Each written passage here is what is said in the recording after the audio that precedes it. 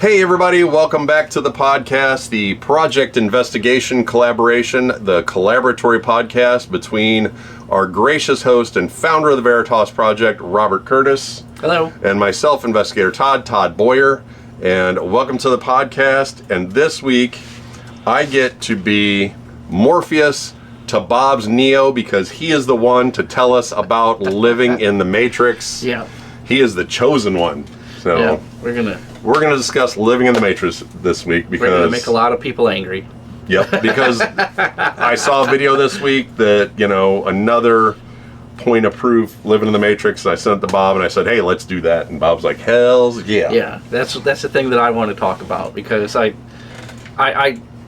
the world of conspiracy theories, there's like UFO people and there's not UFO people, and there's the people that believe in Sasquatch. There's people that believe in stuff, but the Matrix is one of those that just polarizes people because if you're a person that has a lot of empathy, and you're a person that I don't want to say like doesn't like people, but it's hard for you to wrap your mind around that you can be in a crowd of people and they're not really people. They're just NPCs. What was that? That light was flickering over there. They're coming after us. Sure, we start talking about the Matrix, the light starts flickering over here. The idea that I think we got a bulb going bad. That because the way the Matrix saves power, right? And this is the theory. Okay, so don't come and assault me over it.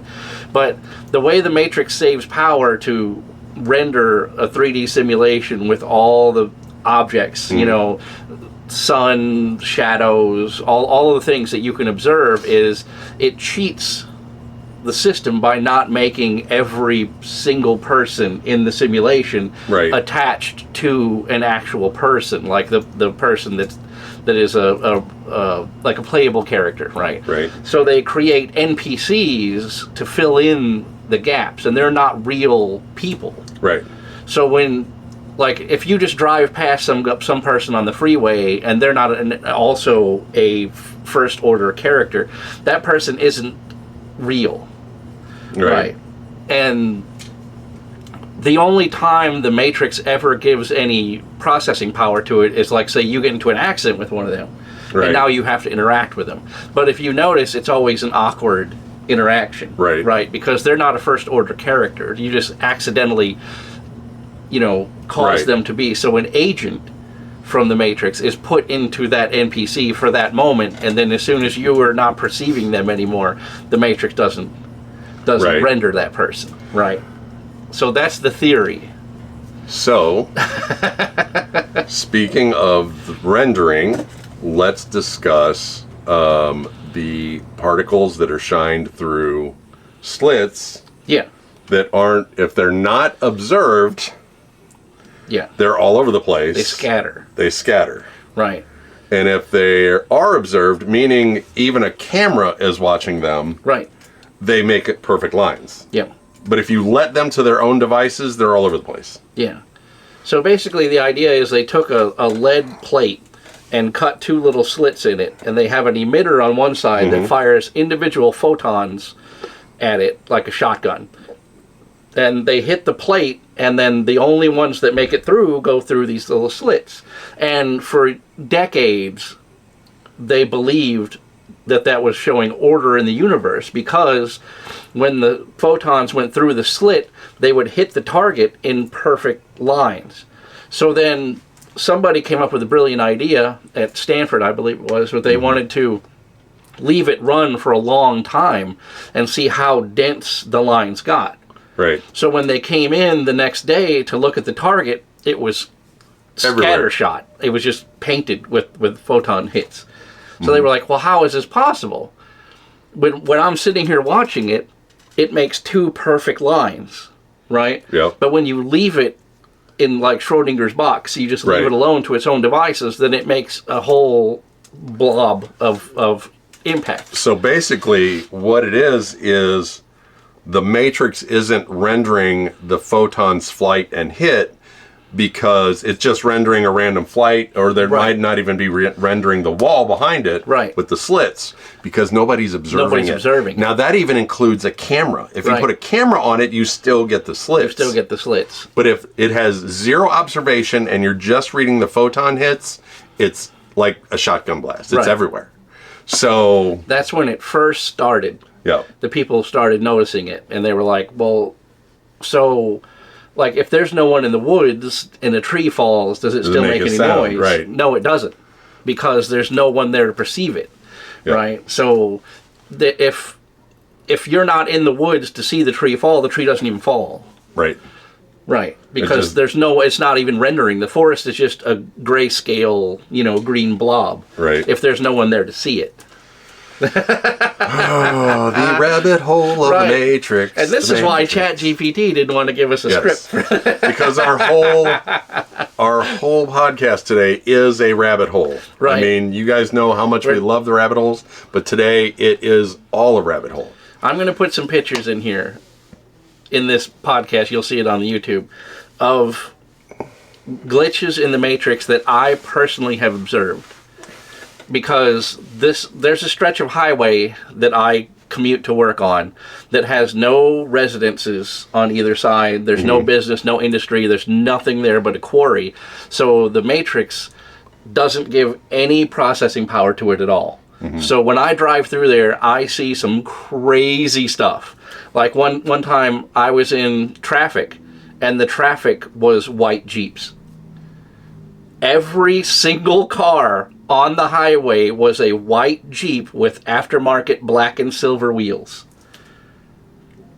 And every man that was driving the car had a flannel shirt and a beard, and they were all 5 or 6 of these vehicles were identical. So fast forward a month later, it's raining, and I look up behind me, and there's a black full-size pickup truck. I look to the side, to the front of that car, to the front of these 3 cars are all black pickup trucks. Ford, Ford, Dodge, whatever, but they are all black pickup trucks. Every single one of them is a black late model pickup truck. That is nutty. What are the odds of that happening in that same part of the freeway? Twice. The odds of it happening twice.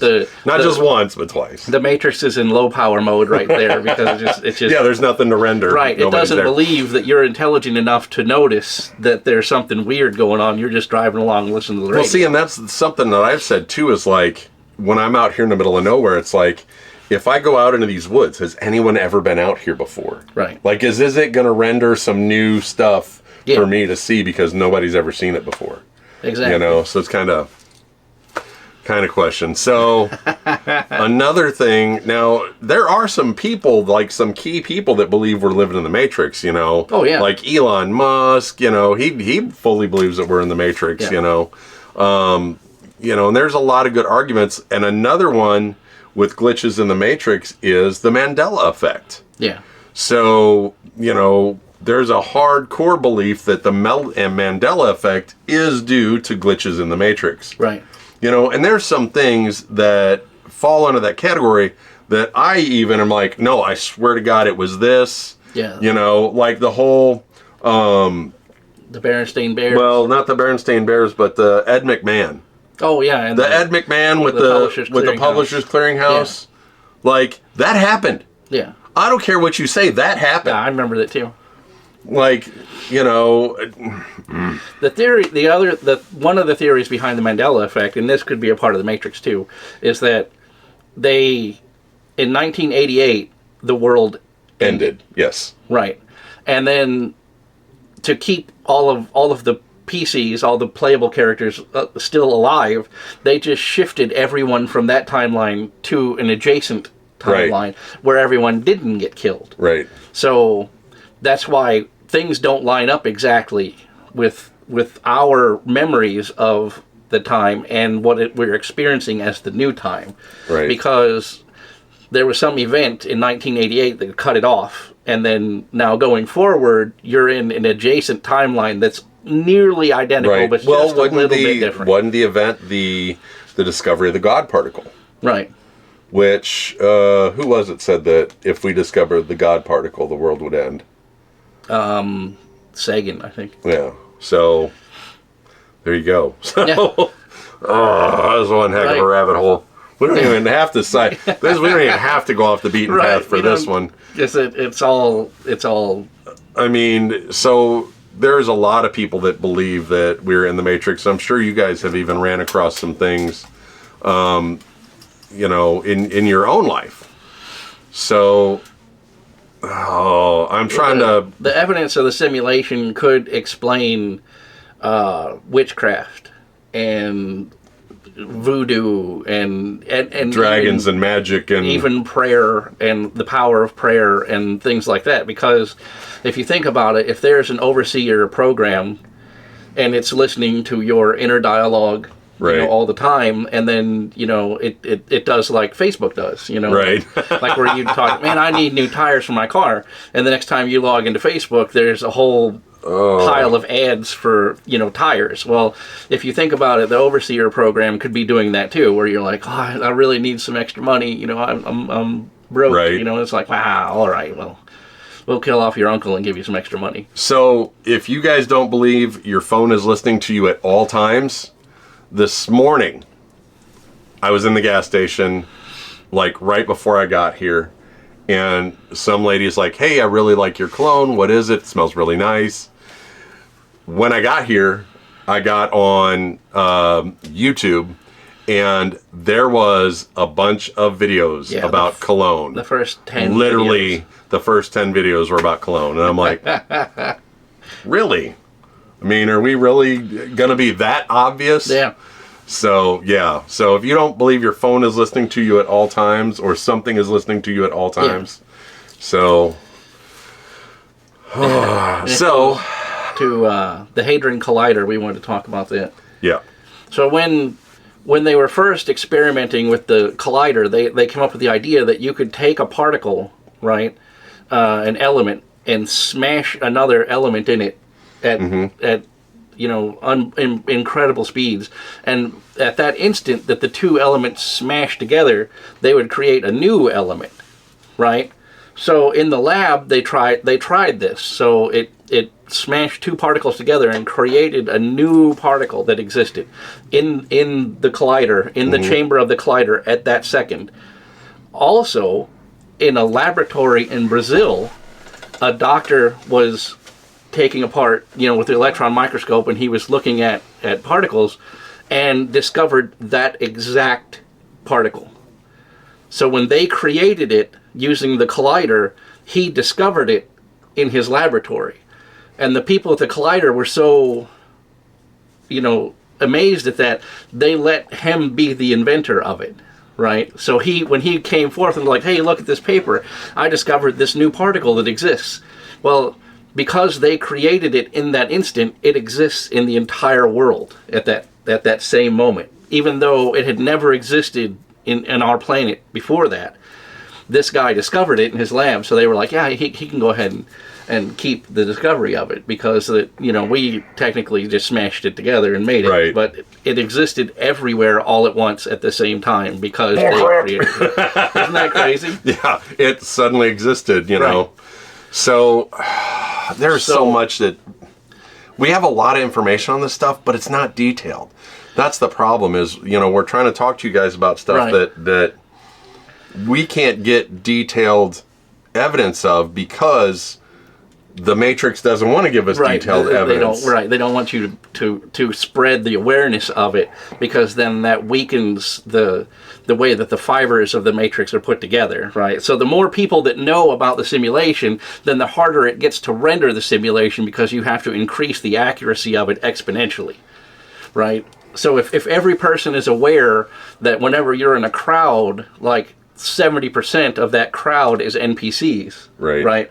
Then now the Matrix has to shift more resources into rendering those NPCs, because if you walk up to one and you're like, hey, what's your name? Where'd you go to school? Right?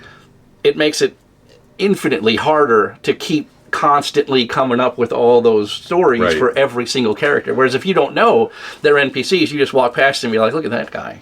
Right.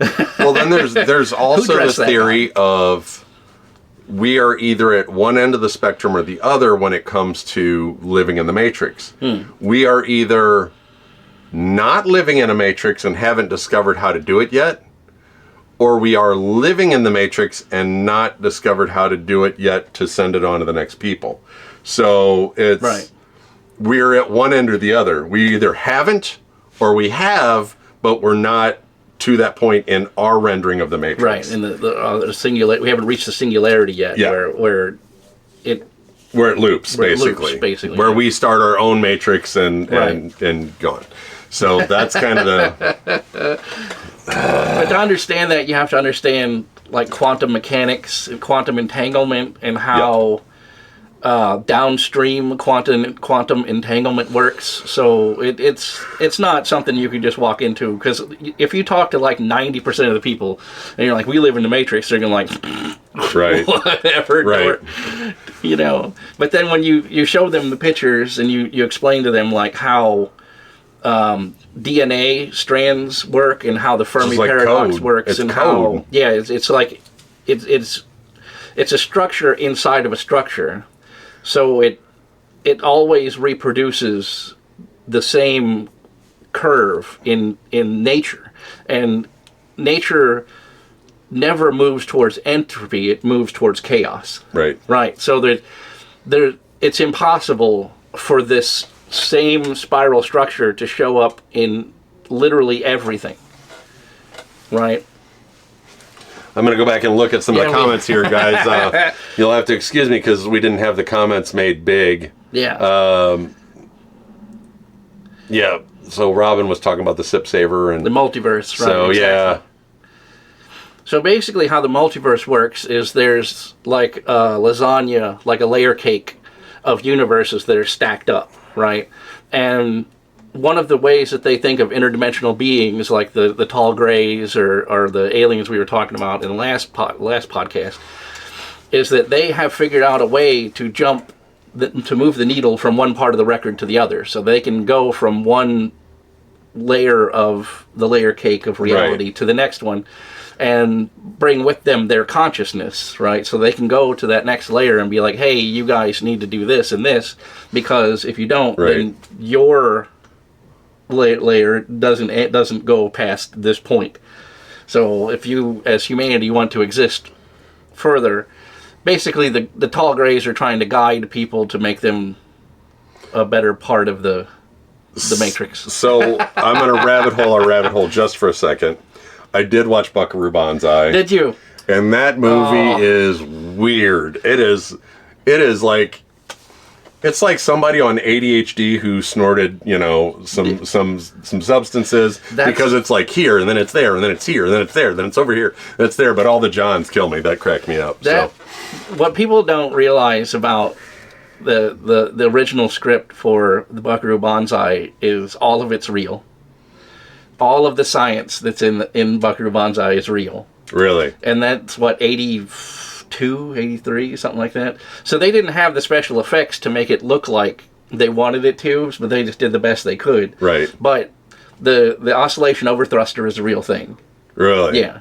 And you can really fire bosons at a solid object and make it into like a non-solid object. Right. That's real science. Right. But they didn't have AI to target bosons back then. So they had to use what was called fuzzy logic. So the oscillation overthruster is basically a fuzzy logic laser targeting system. Mm-hmm. So when the overthruster goes into its first stage, which is like the speed of sound, right? It reaches the apex of the speed of sound, and then the overthruster fires the bosons out in front of it at the speed of light.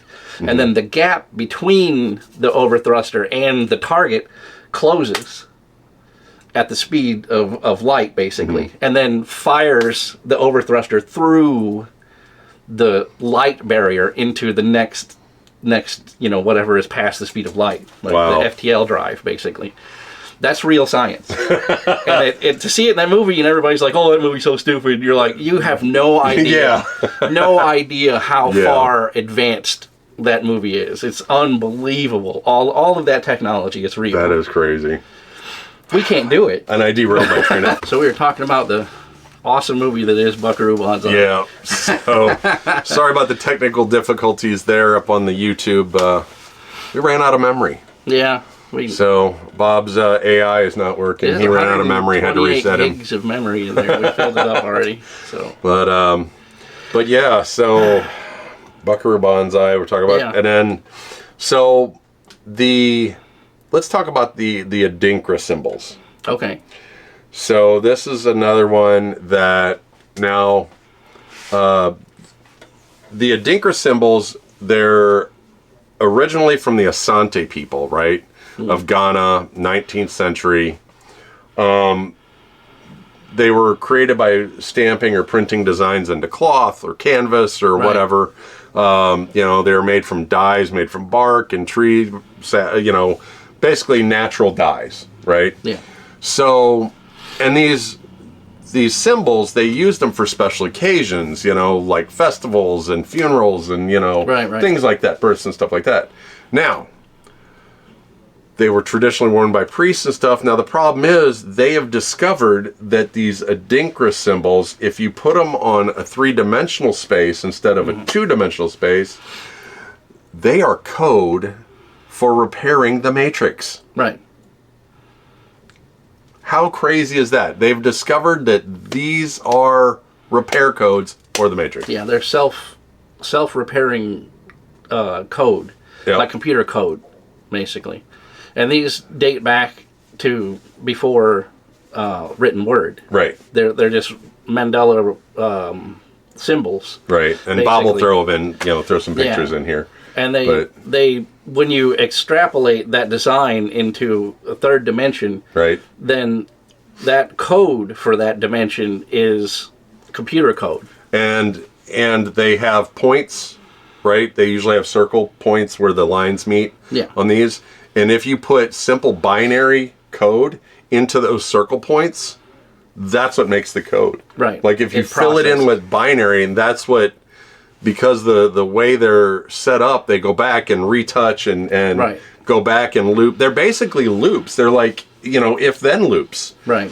So if you guys know what if-then loop is, so you have this decision, if this, then that. If this, then that. Right. And that's the way these symbols work, is it's basically like switches on a train track. Okay, if it's a blue train, it goes this way. If it's a red train, it goes this way. And that's how these symbols work. And they're, like Bob said, they're self-healing codes for the Matrix. Right. So, yeah, welcome down another rabbit hole of the Matrix. I mean, definitely look into those ones, guys, for sure. Right. Like, that's ADINKRA. Right. The Adinkra codes. Code. And do your Matrix search on them, because... yeah, it's nuts how all of that stuff fits together. Like we were talking about the Fermi paradox, and you think about nature in 4 dimensions. Right.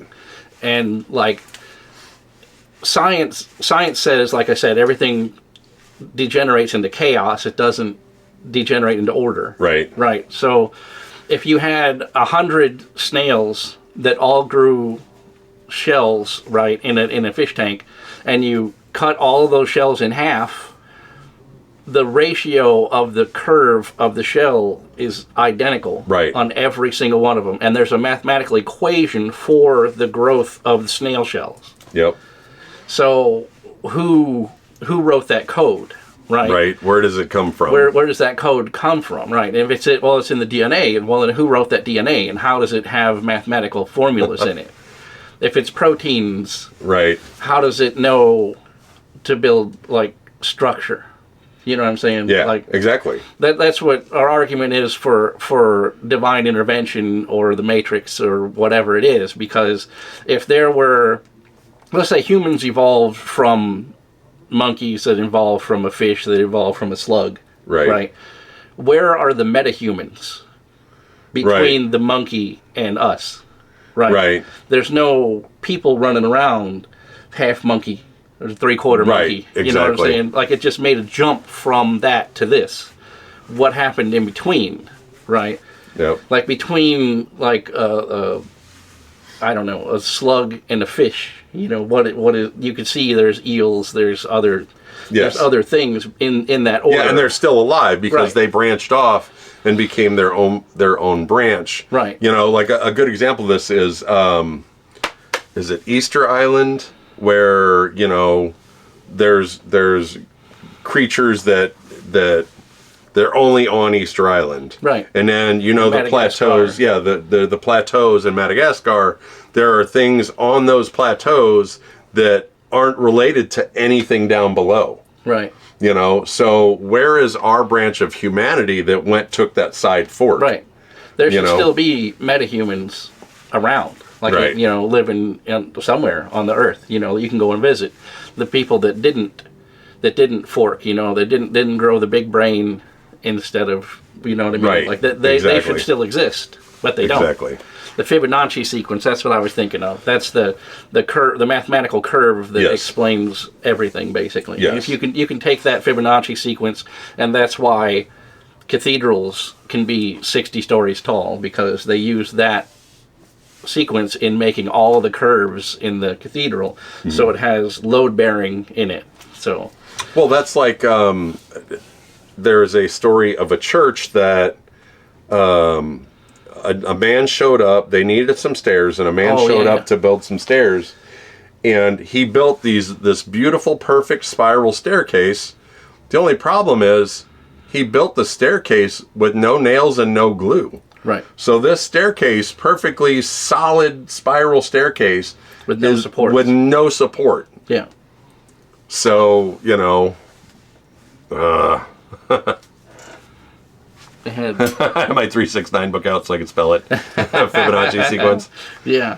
So, Yeah, 369. That's what Tesla said. The 369 explains everything in the whole universe. yes. Like, the whole universe is based on 369. So you take the 369 standard and then apply that with the Fibonacci sequence, then Right. you can build everything in nature.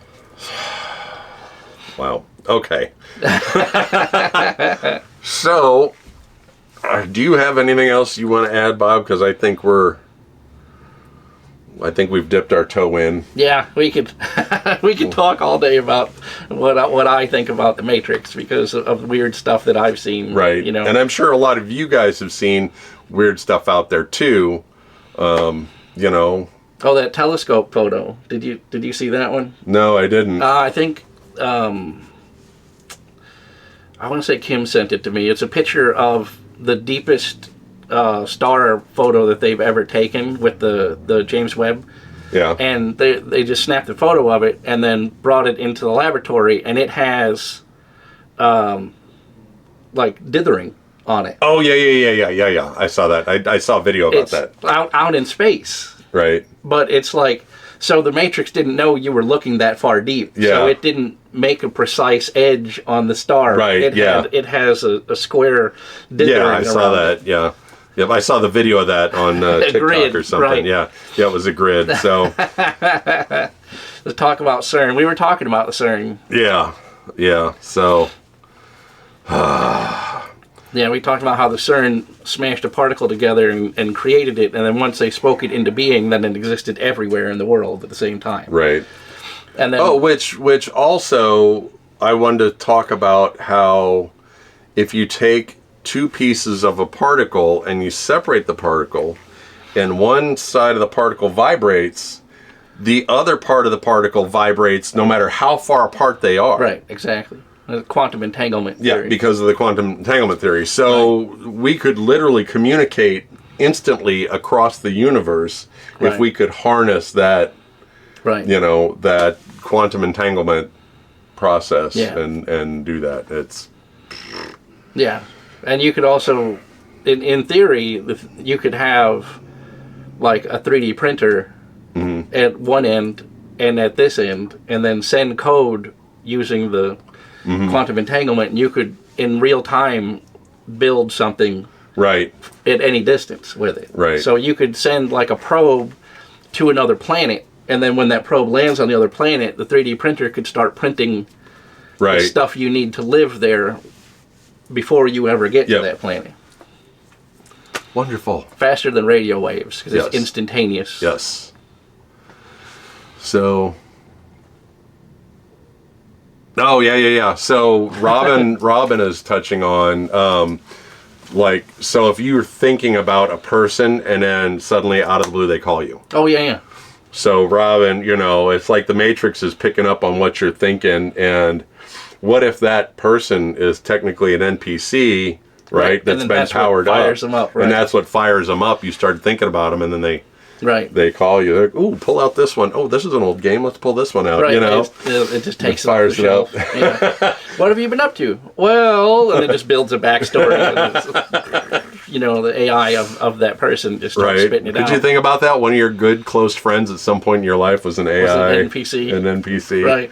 That's wild to even think about. Right. So, well, we hope you guys have enjoyed our little talk about the Matrix today. It's all over the place. That was literally didn't even have a main road. We were just kind of everywhere. So, if you want to get a hold of Bob and I, check out all our social medias. Yeah. Bob is R.S. Curtis or the Veritas Project on everything. I'm Investigator Todd on everything. And just think everything in front of you is fake, just like our linen library here. We hope you guys enjoyed it. Do you have anything else, Bob? Yeah, if anybody knows, if you contact me, I'll gladly explain all this stuff in further detail and everything. So I'm around. I'm sure we'll talk about it tomorrow. Don't forget, Bob goes live tomorrow to edit the podcast. Yep. And he just, whenever he gets up and gets started, there's no definite time. He just gets up in the morning and he's like, I'm going to crack at this. Could be 9, could be 10. Excuse me. And I have to be done by noon. Have to be done by noon, so you got to go to work. So, thank you for joining us on the Matrix podcast. Yeah. And remember, stay curious. And find the truth. And we'll catch you guys next week with another podcast. Bye, everybody. See ya.